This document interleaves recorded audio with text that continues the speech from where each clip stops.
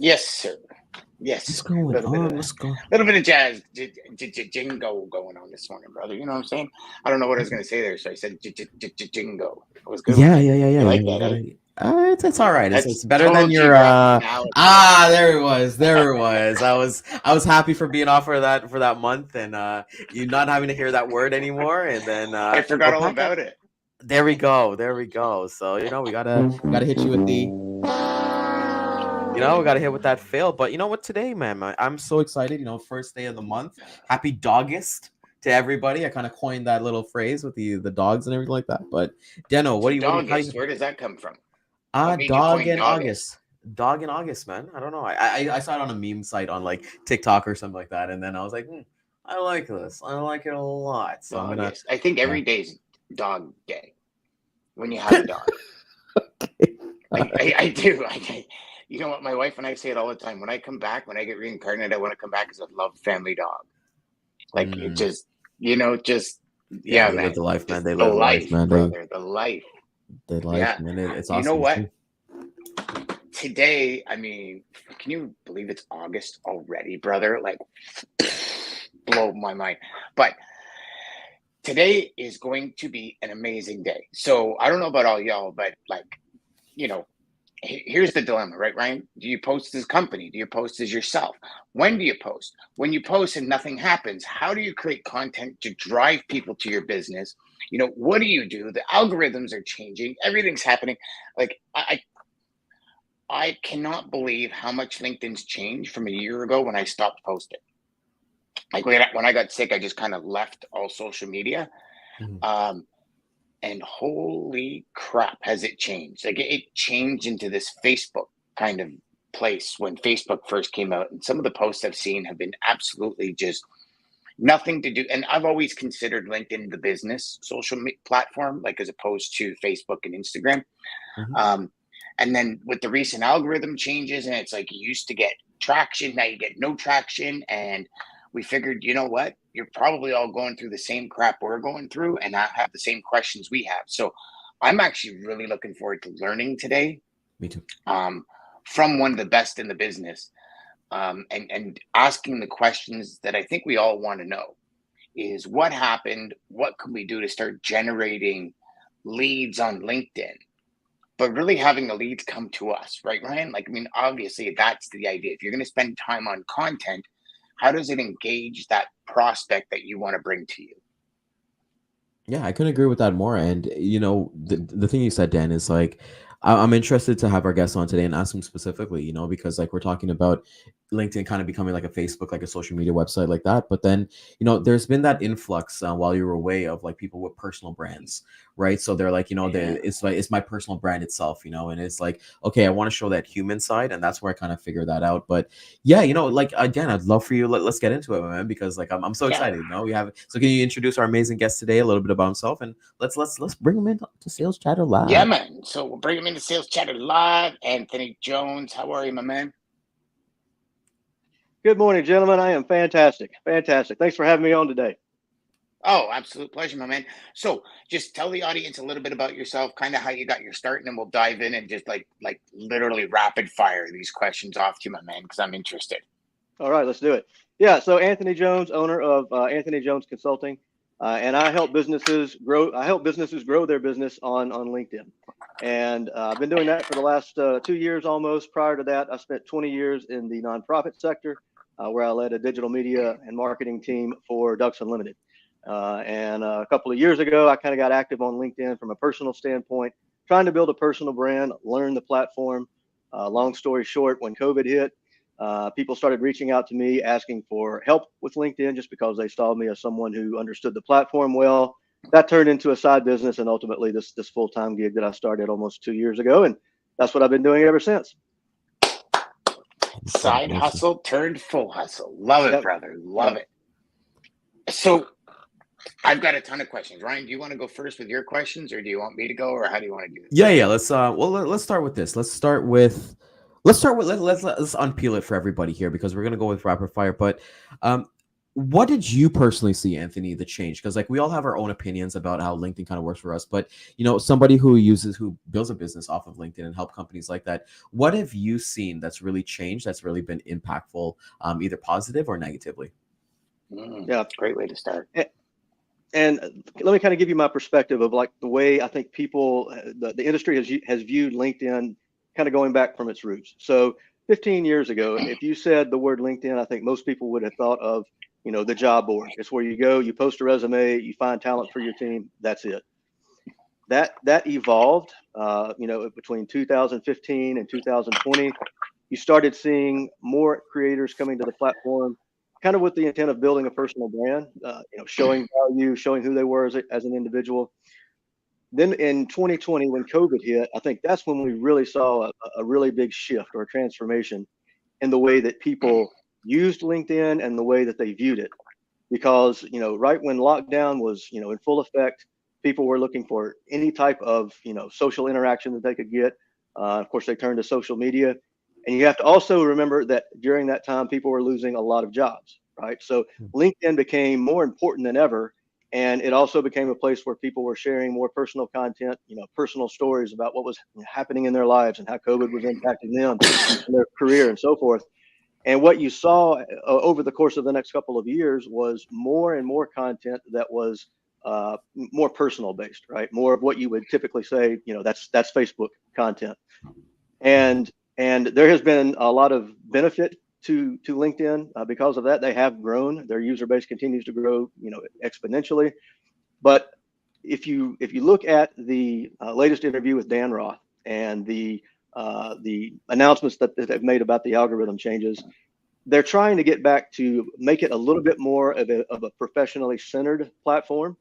But having said that, like Dan, I heard all of the questions. I heard animosity or a little bit of uneasiness and like, what does this mean for my business? I've heard that in your voice. I hear it in my clients. But my number one tip is don't panic, right? There are some really simple, very simple, basic things that you can do to kind of adjust your strategy a bit to fit with the algorithm, because that algorithm is always going to change. It's always going to be owned by LinkedIn. It's their sandbox. We're just playing in it. But as long as you know the rules and you know how to kind of position yourself, you can still have a lot of success on LinkedIn in 2023. So, okay. So, my first question for you is, as a business owner, as a salesperson in the business, am I posting for the business, or is still the function when it comes to LinkedIn to build a personal brand that revolves around the company? And then I'll double that with putting yourself in a commissioned salesperson's shoes that works for an umbrella. What would be my strategy versus their strategy? Yeah, great question. So the bottom line is you want to position your what you do on LinkedIn from a personal branding standpoint, okay? Because your personal brand is something that you will always have. You may change jobs. You may shift your focus within your business. You may change a lot of things over the course of time, but your personal brand is that foundation.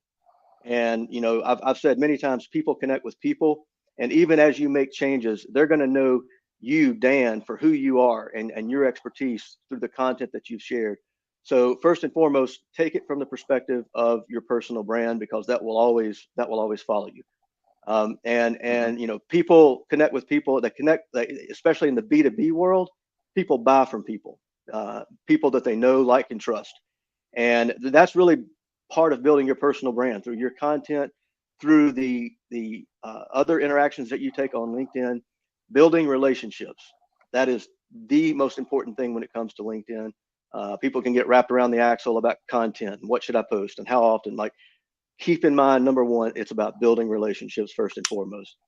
The second part of your question, Dan, you're going to have to remind me about the commission based. So it would be more on a commission based salesperson that works for a company. So they're employed by this company and they're operating under the umbrella of this company.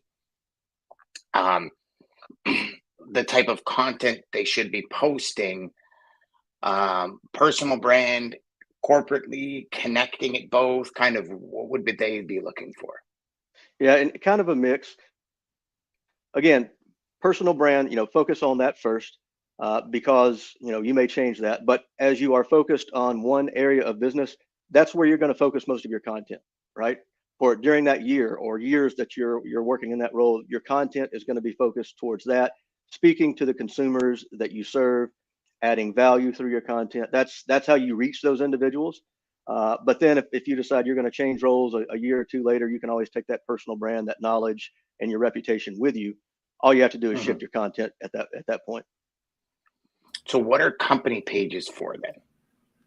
So company pages are great, but let's be honest, most companies put out some of the most boring content that you'll ever see. Yes. They get very, very little engagement compared to the content that individuals put out. So like if you're a business owner, yeah, you need to have a company page on LinkedIn, just so that it can be found, so that you can list your services, you can link off to your website. It just shows a little bit more credibility, if you will. But like for my business, 95% of the content that I put out is through my personal profile. And occasionally I'll share that through my company page.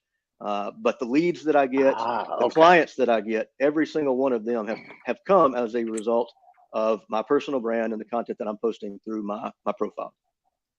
So share the personal content through your corporate page. Yeah, or any of your content. And that kind of brings up the point of, should it all be professional content? Should it be any personal? And yes, LinkedIn has made it very clear they are shifting focus, and the algorithm will put more reach on posts that are giving value, that's sharing knowledge, advice, especially advice geared towards your specific industry, right? So if you have a specific niche and you're speaking to that niche on a regular basis, you're in a really good position as far as the algorithm and where it is today. So you do want to focus on that type of content, but you also want to make sure you're showing your personality mixed into that, okay? And that can be a mix of personal content, 10-20% of your posts more personal related, or just weaving in your personality through your content. And that's why I think, go ahead, Dan. No, go finish your thought. And that's what I was going to say is like, that's why I think video content is going to be the most important video content to lean into over the next year or so, because one, it allows you to stand out from a lot of other people who never do video. It's more impactful. It makes you more memorable. And with the flood of content that you are seeing in the news feed right now, much of it is now generated by AI. When you are the one showing up, like you're cutting through that clutter, you're establishing yourself as a thought leader because it's your face and your voice delivering that message, delivering that value, and you're going to build your brand much faster through video than any other type of content, I think, over the next several years. And when you say video, are you talking minute and under, 30 seconds and under? Like, what is the video length? And does the message match your niche? Does the message, because you obviously your personality is going to come through being you, the one in front of the camera. Like, how does that work when it comes to video as opposed to text? Short form, I find that short form video works best. The TikTok style. Yeah. Actually, vertical orientation versus horizontal. And yeah, 30 seconds to a minute. I like to keep it short. I like to keep it, one tip, one fact, one piece of advice, and make that really concise, because people want that short form content. They don't want to sit and watch a 5-minute video, right? They want you to get right to the point. So that video needs to be direct to the point. It needs to be something of value. It needs to, and not just video, but all of your content. It needs to speak to the pain points and problems that you know your customers have. And when you're the one showing up consistently, solving those problems and giving them that advice, you're going to be top of mind when they decide, okay, I need this type of service or this product, because they've been seeing you over and over, and they already trust you. Okay, so that's where the relationships gets built. That's right? a big part of it. And the reason I ask you that is because I've heard a lot of people say, like, just you get followers, and like, you have to engage with the followers, and I'm already busy enough. I don't have time to send another 300 DMs a day. Like, your content engages the followers. Now, I also remember there was a kind of formula where when you post, make sure for the first hour you're paying attention to the comments, because as you reply to comments and there's more engagement, the algorithm picks up your posts faster. Is that still the way it's looking inside LinkedIn? Yeah, those are two great points. So one, yes, when you do make your post, try to babysit it for at least an hour or two, because that's kind of what's called the golden hour. If the algorithm sees there's a lot of interaction, there's a lot of comments, there's a lot of back and forth going, they're going to assume that's quality content, and it's automatically going to start going out to more people. So you want to be sure you can babysit that post for that first hour or so. Respond to every comment that you possibly can. When you respond to those comments, be sure you tag the author just by typing the @ symbol. It pulls up their name, because that will alert them, but it also shows that comment to people in their network. So it's just another great way to get more visibility to your post and to your profile. The other part of that, Dan, was just commenting in general. And I sent you a link right before this. I'm not sure if you've shared that with the audience. Yes. In the comments, but I would encourage everyone to read it. It is the actual interview with Dan Roth, the editor-in-chief at LinkedIn, and it's got all the details, talking about the algorithm changes. But one of the things that he explicitly talks about is the importance of leaving comments.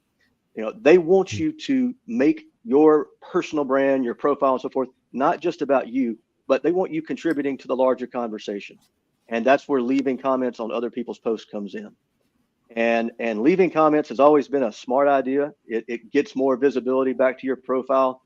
But what you see a lot of creators do is they'll make a comment that says, "Great post," or "I agree," or "Congratulations." Something really short and simple that has no meat to it. Like, they are specifically looking for what they call meaningful comments, something that gives your perspective on that post as an expert in that industry, something that will help continue the conversation. Right? Because the more conversations continue on LinkedIn, the better it is for their platform, for their business model, for ads, and so forth. So comments are more important now than they've ever been. And I tell people, if you're overwhelmed about LinkedIn, you don't know where to start, you can't write your own content right now, like, every day, leave 3 to 5 comments on relevant posts in your industry. That's it. And if you do that, 3 to 5 posts every single day for a month, you're going to notice your profile views are probably going to skyrocket, especially if you're leaving really good quality comments. You are going to get more inbound connection requests. You're going to get more followers, because people appreciate those other people who engage with their content. So a lot of opportunities will come from that, and you will also start to come up with ideas for your own posts as you go through that process. So comments are important, no doubt. So how do you find posts in your related niche? Do you find it by searching hashtags? Do you find it by, like, how do you go about finding posts? Because if I scroll through the timeline, gosh, I would be taking forever to try and find 3 to 5 comments on quality posts in my niche, right? Like, there's posts, don't get me wrong, but there's stuff that's just, again, more like Facebook, right? Where it's like, this is what I'm doing right now. Good for you. Didn't need to know that. But it's like, how do you find posts related to your niche? Love that question. Yeah. So starting with the newsfeed is actually the worst place because of everything you just said, Dan. So a couple of things. One, if you are if you're in sales and you use Sales Navigator, you've probably created a list of leads, right? So go into Sales Navigator first and foremost and start looking at the content that your prospects are posting and engage with that content first. And that makes sense, right? You want to start showing up in front of those people that you want to ultimately have a conversation about sales. But if you're showing up and you're supporting their content, they're going to see you in a favorable light as opposed to those people who are pitching in their DMs. So start there. If you're not using Sales Navigator or you're just looking for more content, you can certainly follow hashtags that are relevant to your industry. Once you follow a hashtag on the left side of LinkedIn, it saves those so you can quickly just click on a hashtag and see the latest posts. That's one way. But the other way, and this is usually typically a little bit better, do a keyword search for a word or a phrase in your industry in the search bar at the top of LinkedIn. On the results, you want to filter that, and you want to filter it by posts, and then you want to filter it when it says timeline or something, post in the last 24 hours. So now you're getting recent content, very, very specific to your niche or your industry, and start leaving comments on those posts. And like that's where you need to spend your time, as opposed to just looking in the newsfeed hoping that something relevant is going to show up, because good chance is it's not. Okay, so we got a bunch of questions here that I'd like to get to, and then we'll Ryan, I'm sure you have some questions. So we've got Kindy. Where can we find a copy of this presently? I've got to share with my org. Always fantastic information shared by Anthony Jones. So this is on LinkedIn, Facebook, YouTube, Twitter, and also if you want it afterwards, you can always go back to our YouTube page under Lives. So make sure you subscribe, Kim, and get your team to subscribe too, because you'll get notified when all these shows pop up. And you can find it there. Otherwise, you go to our podcast, Sales Chatter, on Apple or iTunes or wherever you want it, like TuneIn Radio, all that, and you can find it there as well. I think this is probably Stacy on LinkedIn. What about hashtags? Do we eliminate them, or is less is more? Share a little bit about that, Anthony. Yeah, best practice is 3 to 5 hashtags on every post. Those hashtags should be relevant to the content that you're talking about or to the industry that you serve. And you may also want to consider a personally branded hashtag, and I'm just making this up, like, Dan's Thoughts or something like that, something a little more creative than that, obviously, and making that something that you put in every single post, because people can follow that hashtag, and that will make it more likely that they'll see your next post in the newsfeed. But 3 to 5 relevant hashtags is typically the best practice. Okay. Do you have any questions, Ryan, before we go on, or? Yeah, of course. A couple of things here to just kind of go back to exactly what you said. What you just said about the hashtags, I love it, because let's get back to video content. I think video content is really, really important. Anthony, what do you suggest in terms of we've got different social, if you're coming up with a social media strategy. So you've got LinkedIn, Facebook, X, which is now Twitter, Threads is now a thing. You got all those ones. I'm not a big fan of making one piece of content and sharing it on every single platform. I think that they should be made specifically for that platform. So like nothing triggers me more than when I see an actual TikTok video on LinkedIn where it actually has like the TikTok sign and all that stuff. Can you talk to the audience a little bit about being creative? Not just, I know for anybody who's brand new, just post it. It's better to post than not post. But when you're getting to a certain level and trying to really become a professional at this, what is your advice for making content and making a content calendar across all social media channels? Yeah. So a couple of things there. Number one, if you are just starting out, like pick 1 or 2 platforms tops, okay? And where you believe your customers are.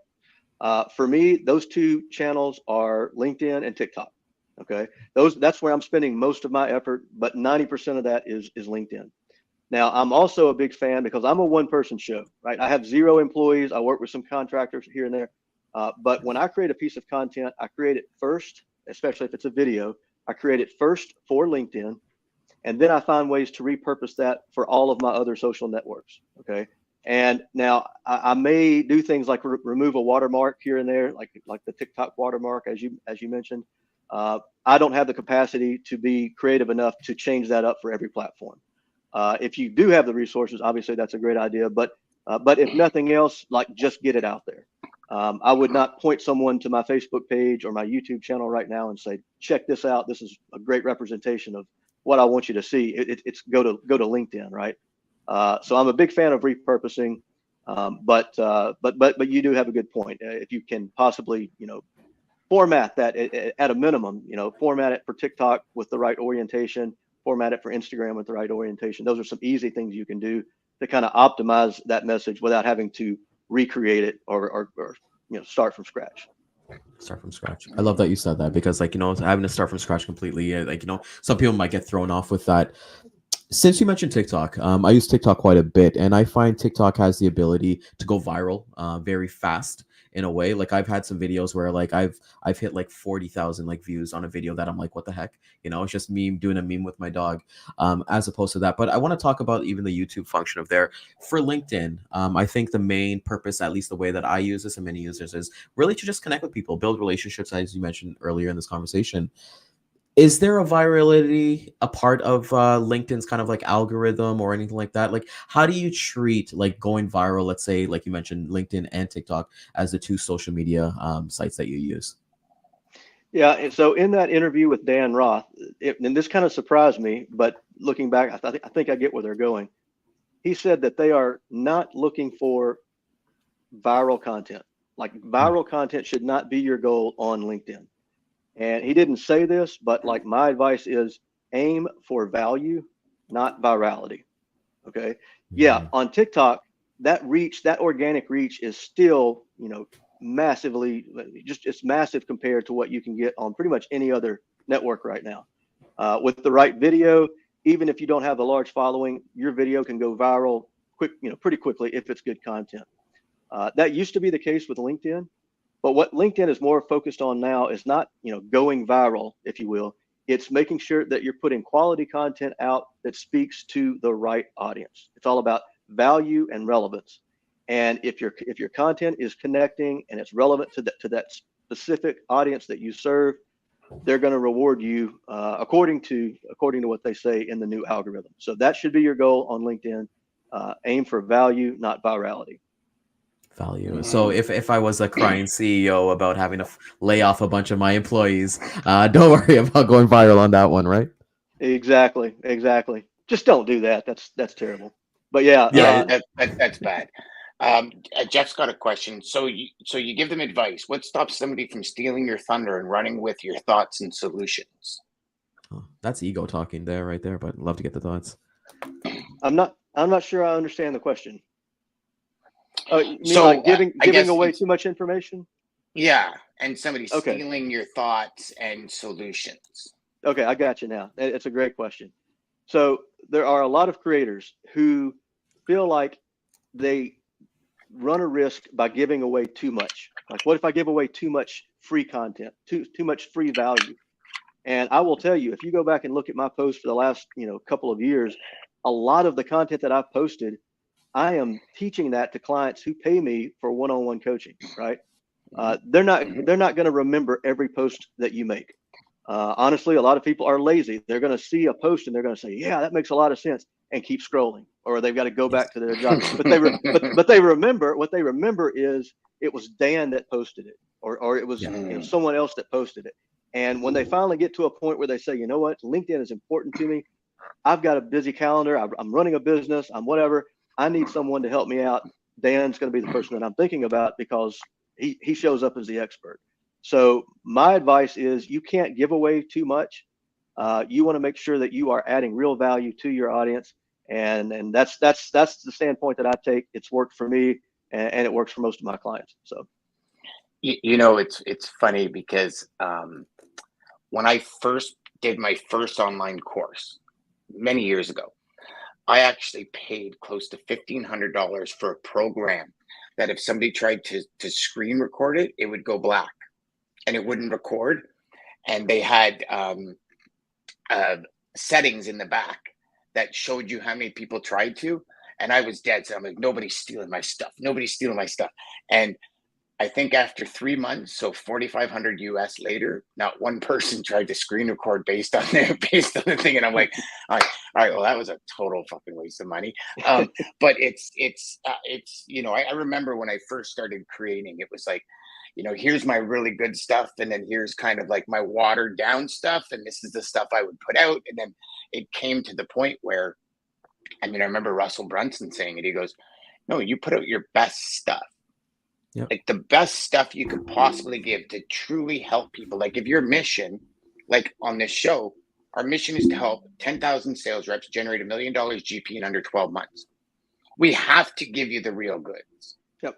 We do. We can't give you fluff, or else it's never going to work. And you're not going to get it there. And it's just going to be, you guys are frauds, when we're really holding back because there's this dollar payment and it's locked behind this cage kind of thing, So I agree. I think you definitely give your best stuff away all the time, because you're right. It's some people are going to use it and some people aren't. Some people are going to say, oh my God, and it's going to change some people's lives.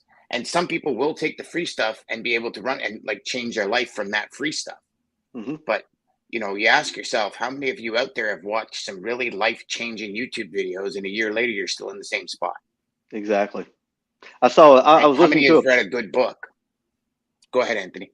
Yeah, I was listening to a podcast recently, and it said something basically like, basically all the knowledge in the world is out on the internet. You can learn anything you want to about any topic on YouTube, all the different places. But who has time to actually go out there and piece all of that together, find all of that knowledge and build a strategy for whatever they're trying to build? No, people want a shortcut. They want an expert to guide them along the way. That knowledge is out there, but use that knowledge to build your brand, position yourself as an expert. That's going to help you build your business faster than anything else, especially when it comes to LinkedIn. Yeah. Lisa's asking a good question. It's something Ryan and I have been going back and forth on now for what seems like a couple of weeks, Ryan? Is like, what tools are we using to create? Like, what tech tools are we using to create? What AI tools are we using to create to help us generate content quicker? Because, and I know it's something we're really going to talk about tomorrow, but it's like, as a business owner, as somebody who's building a new brand, as somebody who's had a year off and trying to get a business going again, my time is being chewed up, Anthony. And it's like, I have every intention when I wake up in the morning to post and to engage and to build that relationship. And before I know it, it's 5 o'clock. And I'm like, I'm exhausted after the day. What tools do you use? How do you maintain that schedule, as well as the schedule of building your business, as well as the schedule of talking to your client? Like, there's a lot of action going on the board here. What tools do you use to make you kind of quicker, faster, more productive? Yeah, and there's a whole list. I wish I had them in front of me. Like starting off with the obvious, like ChatGPT has been a game changer. And I encourage everyone to, like, first of all, learn how to use it and use it correctly, because you've got to have the right prompts. You've got to give it the right context, the right information to get really good output. And I use it to help generate a lot of ideas for my content. I use it to help generate a lot of ideas for my clients. But it goes very, very deep into their business, into their customers' pain points, and really not relying on it so much to write the content, but rather give you really quality ideas. Brainstorm 100 ideas in a few minutes that would normally take you hours to do on your own, right? Mm-hmm. And so like that's been the number one AI tool I know for most creators. But I want to warn folks who are using it to say, write a post about XYZ, and then they copy and they paste it, because you're seeing that more and more in the newsfeed. Yeah. And you can tell this person did not write that, right? Yeah. This came from AI. So that goes back also to video. Like, if you can use ChatGPT to come up with some ideas, maybe write an outline of a script, and then you deliver that message on video, that's powerful. You're saving a lot of time that you would have spent otherwise. Some other AI tools. I just recently started using AI carousels. So AIcarousels.com. So you've seen the carousel posts on LinkedIn. They've been, huge over the last year. I'm terrible at Canva. I don't have those design skills. They take me forever to put together. But I found that tool recently, and you can put a carousel together in like a couple of minutes. It's fantastic. So that's the new one. As far as video goes, there's 2 apps that I would highly recommend. Number one, Teleprompter for video, because what that app allows you to do is load your script or your talking points into it. And then when you hit record, it's scrolling that script right near the top of the camera lens, so you maintain eye contact. You don't forget about you don't have to worry about forgetting what to say, and it just makes that process a lot easier. And then for captions and so forth, I like to use Captions. The Captions app, CapCut is great. And for desktop editing, I like to use capwing.com. It's a lot less intimidating than something like an Adobe product that's just sort of overwhelming and over my head. So those are just a few of my favorite tools. Adobe, when you learn it, it's great, but if you don't know how to use it, it's so overwhelming. Yeah. Yeah, you need to have the computer capabilities too. I'm on you with the Captions app. I think the Captions app is awesome. They actually have the teleprompter in there as well. So I use that quite a bit for a lot of my videos. And, I think it's, when people are kind of scared of getting started, it's just really having that idea. And one thing you said earlier that everybody can get ideas from is, make content and engage with what your client base or the people that you want the videos to be for. They're going to tell you what they want to learn about. Right. So they're going to engage in your comments. You're going to engage in them. And I think it's just so easy. For me, I think, like you said, CapCut, everybody who doesn't know, CapCut is probably one of the best video editors out there for TikTok. And they make it so seamlessly easy. I use DaVinci Resolve for my own YouTube videos. But that's like we said, we want for everyone who's watching right now, we're going to assume that you guys either post little content or you post no content at all. Right. So we want to make it as easy as possible, because once you kind of get that first obstacle, you're going to say, this is too much for me to kind of do that. So when you're mentioning that you're using these AI tools, and I love that you said the ChatGPT, because I'm seeing that a lot. I'm seeing a lot of people just copy and paste. And, it's when you see those numbered lists, I'm like, okay, this is ChatGPT, when they have 1 through 8. But what advice do you give to somebody in terms of posting? Because you mentioned about the 3 to 5 comments a day to kind of thing, but what would your advice would be for somebody? Should they post daily? Should they post weekly? What would you recommend for somebody who's hey, I really want to get my brand out there or build my brand? If you're just getting started, my advice is set a goal to make 3 posts a week. Okay. And 3 is not a magic number. It just feels a lot less overwhelming than feeling like I've got to post 7 days a week, right? Because when we feel overwhelmed, we do nothing. So set a goal for 3 posts. And if you're trying to, get started with your strategy, do this one exercise, is come up with 3 or 4 content pillars. Okay. A pillar is just a category of content, a topic, a subject that you know a lot about, something that you can write about with ease, that you can speak to with some level of authority, and then build out a list of ideas below each one of those pillars. And that will start to give you a structure or sort of a foundation. It's not something that's meant to box you in to say, I can only talk about these things, but it helps to get the wheels turning. And then when you say, okay, I'm going to post 3 days a week, then put it on a calendar. There's lots of different social media scheduling tools out there. LinkedIn has built in its own scheduler, which is just average at this point. But when you have an opportunity, also when you have the creative juices flowing. For me, some days I wake up and the juices are there and I can crank out ideas, left and right.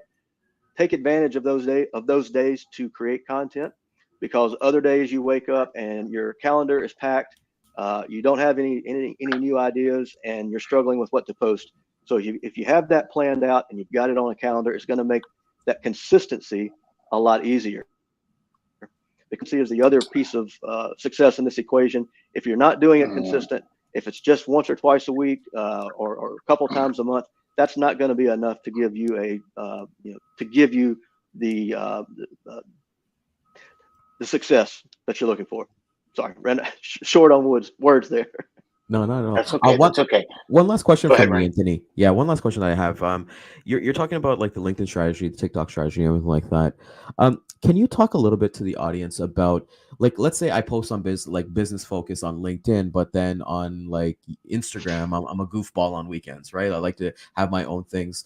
Is there a line that you kind of look at, like, hey, maybe I don't want my followers on LinkedIn on my Instagram, or I don't want my followers on my Instagram on my LinkedIn? Do you have a degree of separation or any advice for something like that? So something like that, I would say that is 100% personal preference, right? Some people will like to blend what they do on LinkedIn with all of their other social media channels. Others, they may have a personal life that they want to keep completely personal on Instagram. And if that's the case, just make sure that Instagram account is private, or that Twitter account is private, so that you only let in your friends or your close network. Um, that's really just a matter of personal preference. I can't say one way or the other, which is better or worse. But that's my take on that.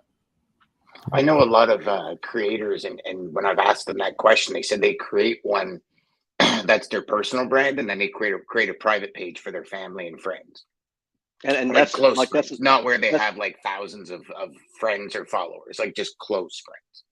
yeah. And see, and I do the same thing both on Instagram. I have an account for my business. I have a personal account. That's not very active at the moment, but I also have two accounts on TikTok.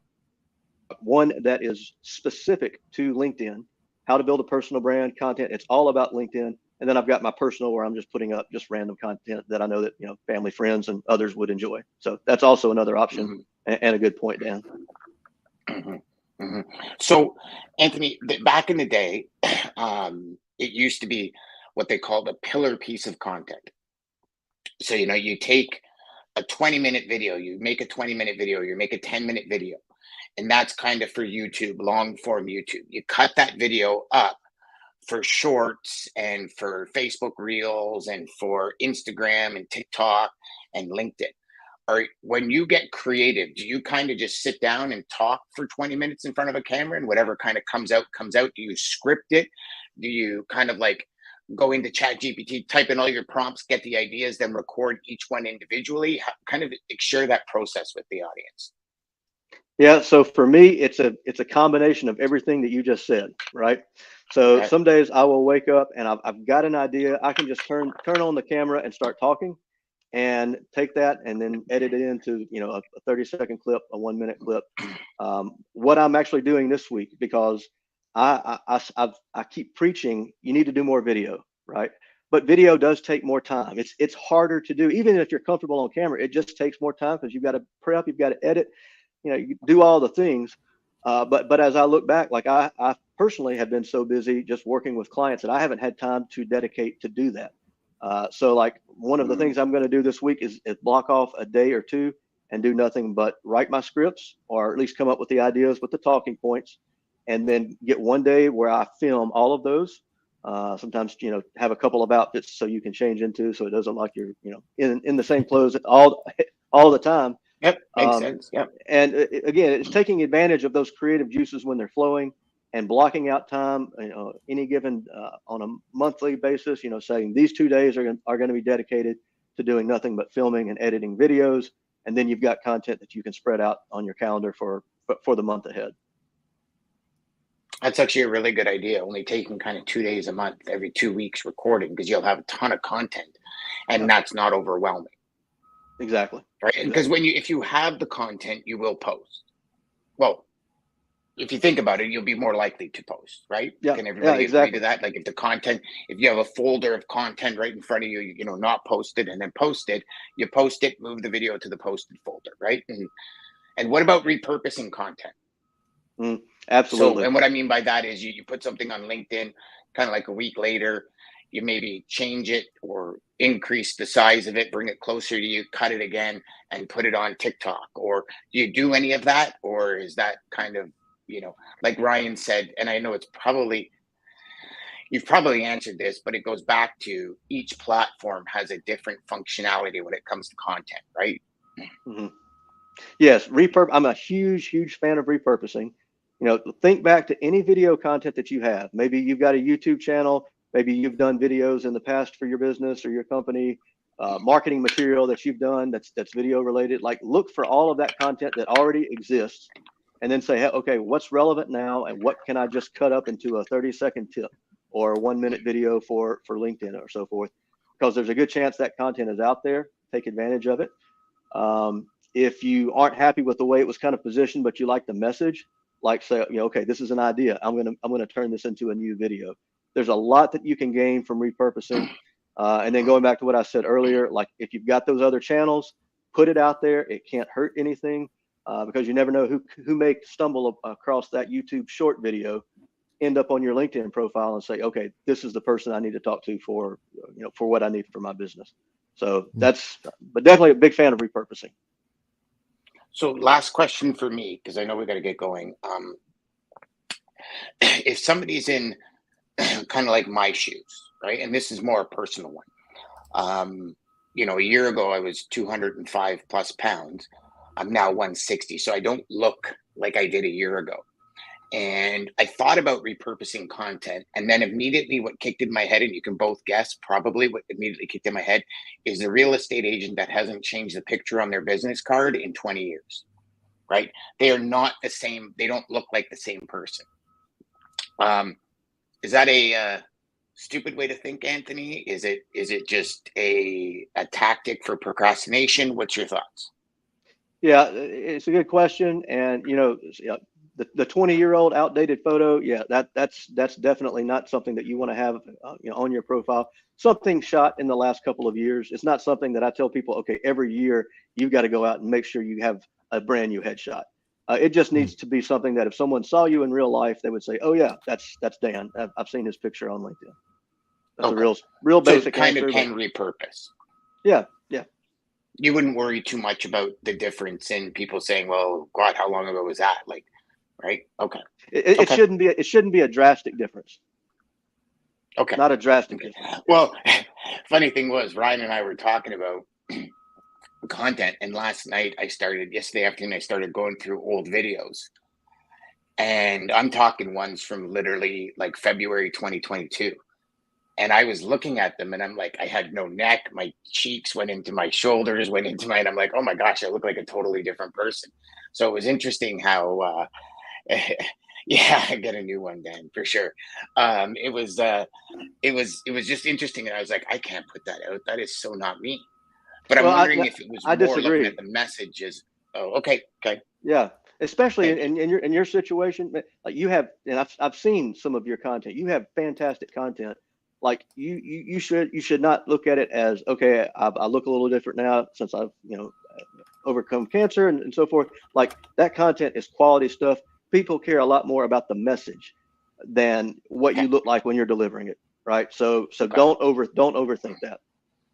Good, and that's probably a good message to everyone out there. It's about the message. Don't overthink it. Yes, nobody's looking. Right, you care a lot about what you look like. You're looking at all the details, your face and everything nobody else. Cares. Nobody cares, man. They care what value they're getting from that message. That's it. Done. Love that. Anthony, you the man, brother. You the man. So for everybody watching and listening, because LinkedIn does not allow us to post, like post comments on YouTube, Twitter, Facebook, and all that, you have the link to that article that Anthony was talking about. You know what? I'll try and get into the YouTube one after the live is done and put it in the comments there, and hopefully people can get it there too. Anthony, how can people get a hold of you, my man? Yep. If you want to learn how to grow your business on LinkedIn, whether it's consulting, done for you services, or one-on-one coaching, just book a call with me at reachanthony.com, and we'll learn more about your business and see if there's a fit. And if I can plug you for a second here, buddy. Plug away. I just started doing Anthony's LinkedIn course, and I'll tell you right now, I mean, I'm not even through module 1, and my mind is being blown. So if y'all have an opportunity to jump into that, I would definitely suggest you jump into that 100%. Yeah. Appreciate that, Dan. Oh, buddy. Hey, of course, it helps people get where they need to get going. Ryan, do you have anything that you want to add before we head on out, brother? No, this is awesome. This was a great. Thank you, Anthony, for taking the time out of your busy schedule. I can see why businesses do want to work with you, and you're definitely growing them. So just based on the couple, what was it, the last hour that we kind of spent together, I'm really looking forward to learning more and actually putting this into practice. So I challenge everybody who's watching right now, go make 3 comments today.